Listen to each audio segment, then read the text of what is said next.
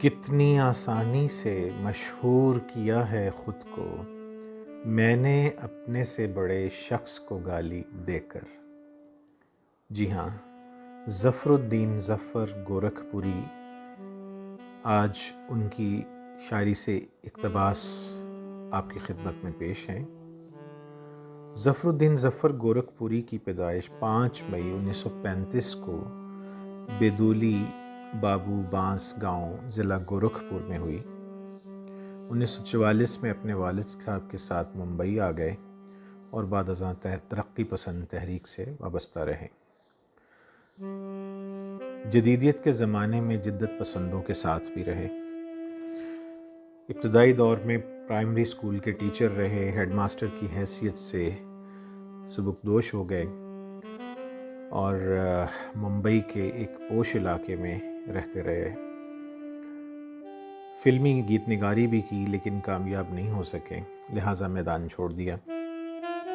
کچھ ادبی رسالوں میں ان کی چیزیں چھپتی رہیں اور اسی وجہ سے شعر و ادب کی دنیا میں ایک بڑا نام کمانے میں کامیاب ہوئے۔ قوالوں اور غزل گائکوں نے ان کی غزلیں خوب گائی ہیں۔ ان کے چیدہ مجموعہ کلام میں تیشا، وادی سنگ، گھگرو کے پھول بڑے اہم ہیں۔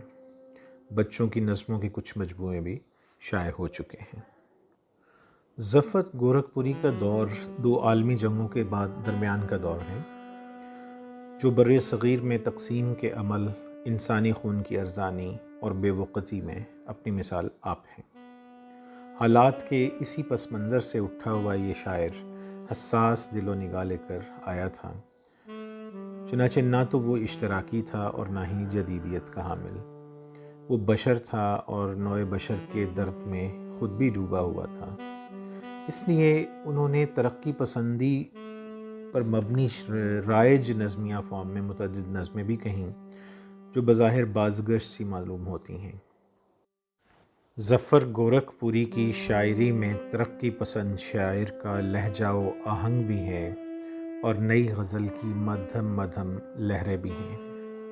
ان کی نظموں کا مطالعہ کیا جائے تو لگتا ہے کہ اپنے سے سابقہ کسی لہجے اور فارم کا عطر انہوں نے کشید کر لیا ہے۔ آزاد اور معرہ ہر قسم کی نظمیں کہیں گئی ہیں، لیکن انہوں نے سب میں اپنی شناخت اور اپنے عہد کو پوری طرح ملحوظ خاطر رکھا ہے۔ مسکراتے زخم، کلاکار، کچھ بے نام بگولے، منافع، دیپک راگ، بڑا ہے درد کا رشتہ، کرب کی کالی دیوار، غرقابی سے پہلے ایک دلکش انوکھے جذبے کو سامنے لاتی ہے۔ ان کی شاعری اپنے عہد کے علمی اندھیرے کو روحانی نور دینے کی ایک شعوری کوشش معلوم ہوتی ہے، اسی لیے اس میں انسان کے اعلیٰ جذبوں کی دھنک رچی ہوئی ہے۔ پست اور سفلی خیالات جو کچھ دہائیوں سے اردو شعر و ادب کو اپنی لپیٹ میں لیے ہوئے تھے، ان کی اس نئی شاعری سے مفقود اور کالعدم ہوتے ہوئے دکھائی دیتے ہیں۔ چنانچہ سچائی کا سورج اپنی پوری تمازت اور روشنی کے ساتھ نہ سہی لیکن اپنی روشن کرنیں ضرور پھیلاتا ہوا نظر آتا ہے۔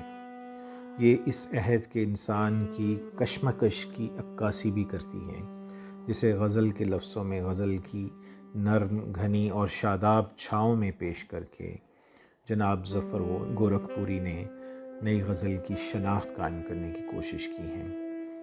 ظفر گورکھپوری کا فکری میلان اور ان کا شعری فن دراصل اپنے عہد کے کرب کا اظہار بھی ہے، اور اسی کے ساتھ شاعر نے اپنے فن سے پڑھنے والوں کو نہ صرف اپنے کرب سے آگاہ کیا ہے بلکہ اس تاریکی کو اجالے کا جذبہ بھی دینے کی کوشش کی ہے۔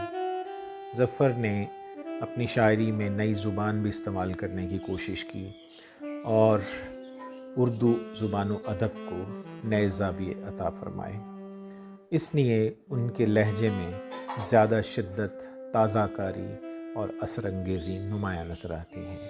اپنے عہد کا یہ اہم شاعر 2017 میں ممبئی میں سپرد خدا ہوا۔ آج ہم اسٹوریا ٹی وی کے پلیٹ فارم سے جناب ظفر گورکھپوری کی ایک اہم نظم دادا، ابا اور میں آپ کی نظر کر رہے ہیں، ملاحظہ کیجیے۔ دادا حیات تھے جب مٹی کا ایک گھر تھا، چوروں کا کوئی کھٹکا نہ ڈاکوؤں کا ڈر تھا، کھاتے تھے روکھی سوکھی سوتے تھے نیند گہری، شامیں بھری بھری تھیں آباد تھی دوپہری، سنتوش تھا دلوں کو ماتھوں پہ بل نہیں تھا، دل میں کپٹ نہیں تھی آنکھوں میں چھل نہیں تھا، تھے لوگ بھولے بھالے لیکن تھے پیار والے۔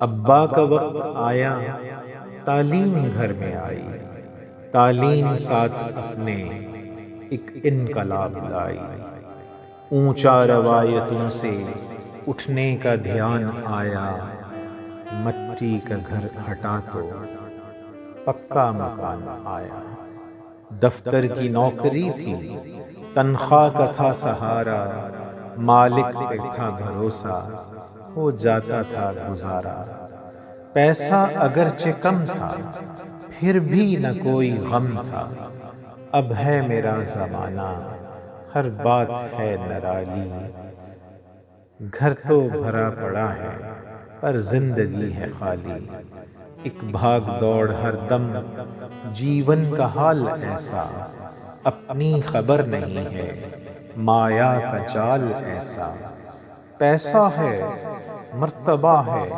جاہو وقار بھی ہے، نوکر ہیں اور چاکر بنگلہ ہے کار بھی ہے، زر پاس ہے زمیں ہے لیکن سکون نہیں ہے، لیکن سکون نہیں ہے۔ آواز و ترتیب غازی محمد عبداللہ۔ امید ہے آپ کو ہماری یہ کاوش پسند آئی ہوگی۔ آئندہ کے لیے اجازت دیجیے۔ اللہ نگہبان۔